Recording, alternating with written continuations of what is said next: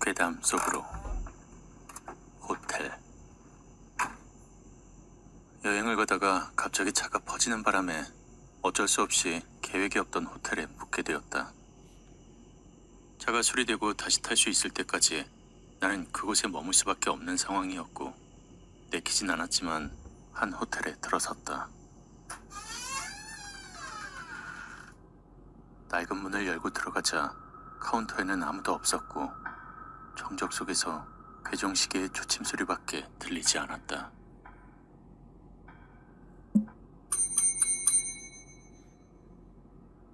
카운터 벨을 누르고 주변을 둘러보고 있던 그때였다. 어서 오세요. 목소리가 들린 쪽을 보니 호텔 여주인이 서 있는 것이 보였다. 목소리도 표정도 감정이 없어 보여 살짝 움찔했지만 바로 질문을 던졌다. 안녕하세요. 혹시 빈방 있나요? 여주인은 아무 말 없이 방 열쇠와 함께 어떤 종이를 건넸다. 종이엔 호텔 안내사항이라고 적혀 있었다. 안내사항은 꼭 읽어주시기 바랍니다. 주인은 역시나 감정 없는 목소리로 말했다. 빨리 쉬고 싶은 마음에 대충 알겠다고 하며 받아들고는 배정받은 방으로 들어갔다. 방은 생각보다 꽤나 심플하고 깨끗했는데 괜히 마음이 놓였다. 맞다. 안내사항을 꼭 읽어보라고 했지. 물건을 함부로 다루지 말라든가 퇴실 시간 안내 같은 곳이 쓰여져 있는 거 아닐까? 그런데 꼭 읽어달라고 당부하던 여주인의 음성이 자꾸 귓가에 맴돈다. 일반적이지 않은 내용이 있는 걸까? 괜한 호기심이 자꾸 일었다.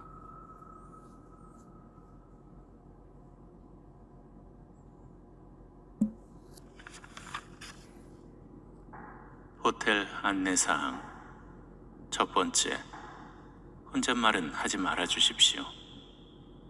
실수로 혼잣말을 했을 경우 재빨리 몸을 숨기세요. 두 번째, 혼자 묵고 있다면 노크는 하지 마십시오. 실수로 노크했을 경우 주변에 도움을 요청하세요.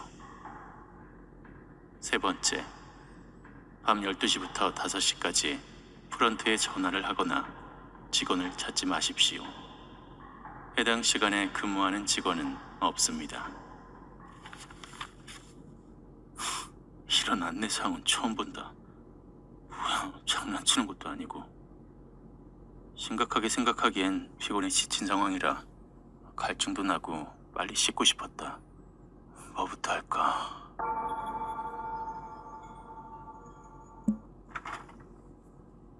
갈증부터 해결해야겠다 싶어 냉장고에 있는 물을 벌컥벌컥 마셨다.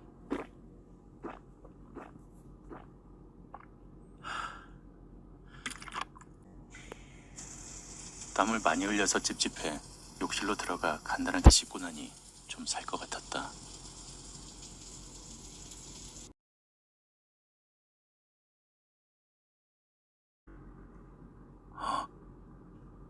나도 모르게 혼잣말을 하게 된 것이다. 순간 안내사항에서 봤던 항목이 떠올랐다. 첫 번째, 혼잣말은 하지 말아 주십시오. 순간적으로 기분 탓이었는지 모르겠지만 방안이 싸늘해지는 느낌이 들었고 알 수 없는 소름이 돋기 시작했다. 주체할 수 없는 공포심이 밀려와 순간 혼란스러운 감정에 빠지고 말았다. 실수로 말하면 숨으라고 했지. 어디에 숨지?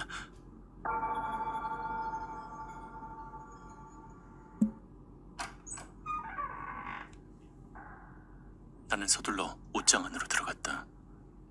굳게 닫힌 옷장문 밖으로 이상한 소리가 들리기 시작했다. 많은 사람들이 있는 듯한 웅성거리는 소리와 발소리가 들렸다. 최대한 숨을 죽이며 눈을 감고 있었는데 어느 정도 시간이 지나자 모든 소리가 뚝 끊겼다.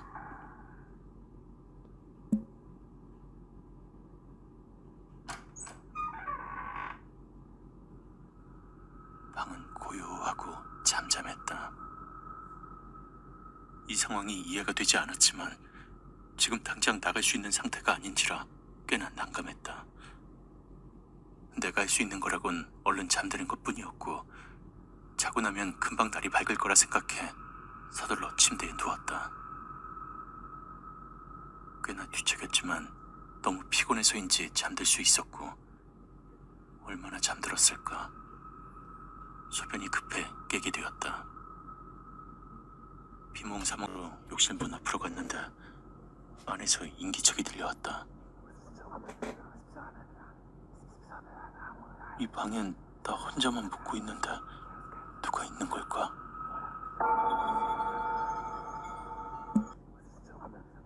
거기 누구 있어요? 내 질문에 인기척이 사라졌다. 욕실 문을 슬며시 열자 그 안엔 아무도 없었다. 조심스레 노크를 해보았다.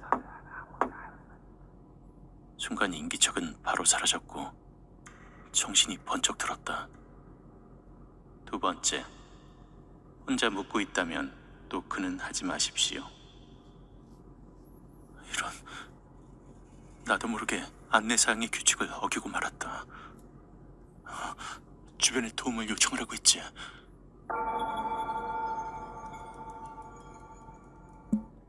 나는 가방을 바로 둘러매고 비상계단을 뛰어 프론트가 있는 1층으로 내려갔다.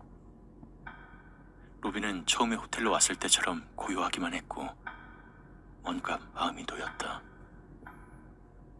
그러다 뭔가 이질감이 들었다. 아까는 여주인이 있었는데 다른 사람이 앉아있는 것이 보였다. 그 사람의 시선이 내 움직임에 따라 함께 움직이는 것이 느껴졌다. 뭔가 소름 돋고 무서웠지만 휴대폰은 배터리가 없어 꺼진 상태라 택시를 불러줄 수 있는지 물어보고 싶었다.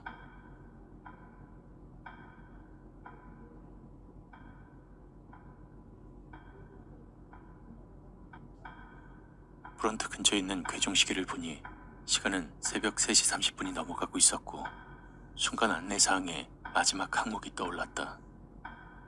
세 번째, 밤 12시부터 5시까지 프런트에 전화를 하거나 직원을 찾지 마십시오. 해당 시간에 근무하는 직원은 없습니다. 그럼 저기 있는 사람은 사람이 아니라는 것일까? 어떻게 하면 이곳에서 벗어날 수 있을까 하는 생각밖에 들지 않았다. 배터리가 없어 꺼진 휴대폰만 보다 결론을 내렸다.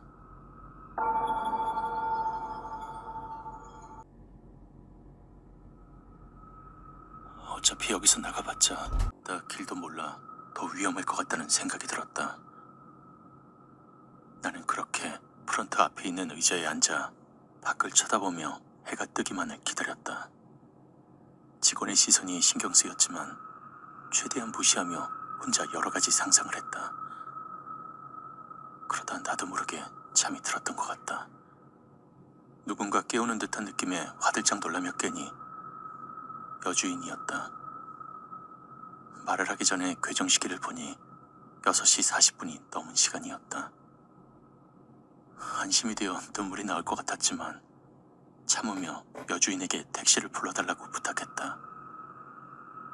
그렇게 택시를 타고 정비소로 가 무사히 차를 받을 수 있었고 여행이고 뭐고 그냥 집으로 가 푹 쉬기로 했다. 시간이 지나 그 호텔이 궁금해졌고 나와 같은 경험을 한 사람이 있을까 싶어 위치와 이름을 검색해 보았다. 하지만 아무리 검색해봐도 그 호텔에 대한 결과가 없었다. 나중에 다시 찾아가 보기도 했지만 그곳의 호텔은커녕 허허 벌판뿐이었다. 그날 이상한 일을 겪었던 그 호텔은 과연 무엇이었을까?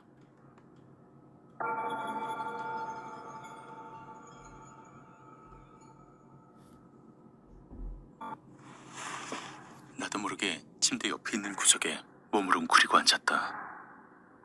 지금은 당장 이 알 수 없는 느낌에서 벗어나고 싶은 마음뿐이었다. 그런데 그 이상한 느낌이 없어지기는커녕 전보다 더 심하게 이어졌고 곧 귓가에 누군가의 숨소리가 들려왔다. 그리고 여러 명의 목소리가 들리기 시작했다.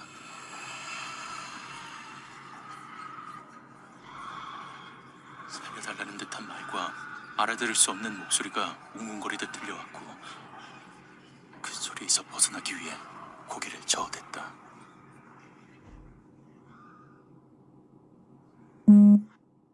하지만 소리는 계속해서 들려왔고, 이상한 느낌의 눈을 뜨니 수많은 존재들과 마주할 수 있었다. 찾았다.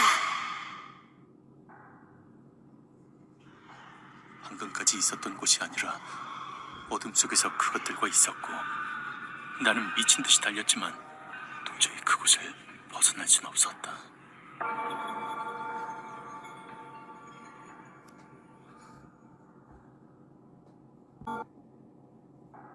나는 서둘러 방에서 나가 혹시 모를 다른 방 손님들에게 도움을 요청하기로 했다.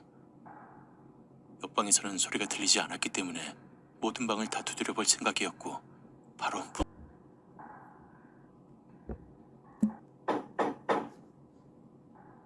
하지만 아무도 나오지 않았고 인기척도 들리지 않았다. 바로 그 옆방으로 가서 문을 두드렸지만 마찬가지였다. 계속해서 층의 모든 방문을 두드리며 뛰어다녀도 아무도 나오지 않았다. 그리고 뭔가 이상하다는 생각이 들었다. 분명 한 층에 방이 많아봐야 10개 내외일 텐데, 끝도 없는 복도에 아무리 이동해도 방이 끝나지 않았다.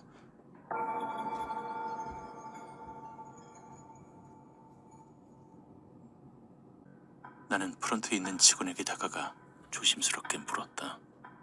저 혹시 택시를 불러주실 수 있나요?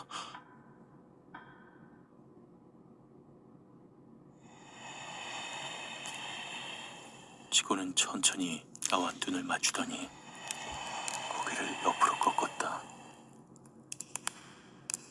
그리고 소름 끼치는 미소를 지어 보이고는 서서히 일어났다. 나는 뭔가 잘못됐다는 것을 직감했고 서둘러 프런트 근처에 있는 괴종시계를 보았다. 시간은 새벽 3시 30분이 넘어가고 있었고, 마지막 안내사항이 떠올라 소름이 돋았다. 세 번째, 밤 12시부터 5시까지 프런트에 전화를 하거나 직원을 찾지 마십시오. 해당 시간에 근무하는 직원은 없습니다.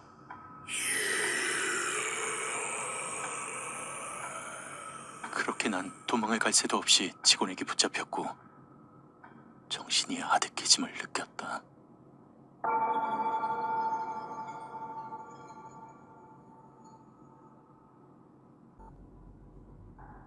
여기 있는 것보다 밖으로 나가는 것이 더 안전할 것 같다는 생각이 들었다.